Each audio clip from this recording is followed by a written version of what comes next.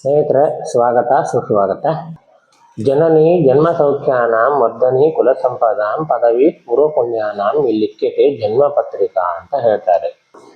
ಈ ಜನ್ಮ ಪತ್ರಿಕಾ ಅಂತಂದ್ರೆ ಜಾತಕವನ್ನು ನೋಡಿದವಾಗ ಕೆಲವೊಂದು ದೋಷಾದಿಗಳನ್ನ ಕೆಲವೊಂದು ಸಾರಿ ಕೆಲವೊಬ್ಬರಿಗೆ ಹೇಳ್ತಾರೆ. ಅದರಲ್ಲಿ ಕೆಲ ಮಕ್ಕಳಿಗೆ ಹೇಳುವಂಥದ್ದು ಬಾಲಾರಿಷ್ಟ ಅಂತೇಳಿ ಹೇಳ್ತಾರೆ. ಆ ಬಾಲಾರಿಷ್ಟ ಎನ್ನುವಂಥದ್ದು ಇದ್ದಾವಾಗ ಅದಕ್ಕೆ ಪರಿಹಾರಗಳನ್ನು ಏನು ಮಾಡಬೇಕು ಅಂತ ಹೇಳಿ ನಾವು ನೋಡ್ತಾ ಹೋದರೆ, ಒಂದನೇದಾಗಿ ಜನ್ಮ ನಕ್ಷತ್ರ ಶಾಂತಿ ಎನ್ನುವಂಥದ್ದನ್ನು ಮಾಡ್ಕೊಳ್ಬೋದು. ಇನ್ನು ಎರಡನೇದಾಗಿ ಆಯುಷ್ಯ ಹೋಮ ಎನ್ನುವಂಥದ್ದನ್ನು ಮಾಡ್ಕೊಳ್ಬೋದು. ಮೂರನೇದಾಗಿ ಮೃತ್ಯುಂಜಯ ಹೋಮ ಎನ್ನುವಂಥದ್ದನ್ನು ಮಾಡ್ಕೋಬೋದು.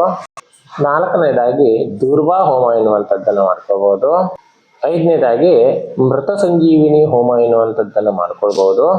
ಆರನೇದಾಗಿ ಅಭಯಂಕರ ಮಂತ್ರ ಹೋಮ ಎನ್ನುವಂಥದ್ದನ್ನು ಮಾಡ್ಕೊಳ್ಬೋದು.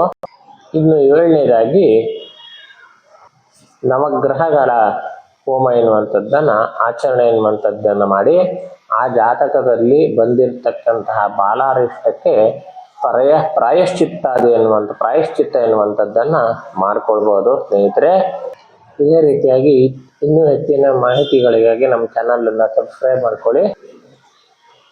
ನಮಸ್ಕಾರ, ಮತ್ತೆ ಸಿಗ್ತೀನಿ.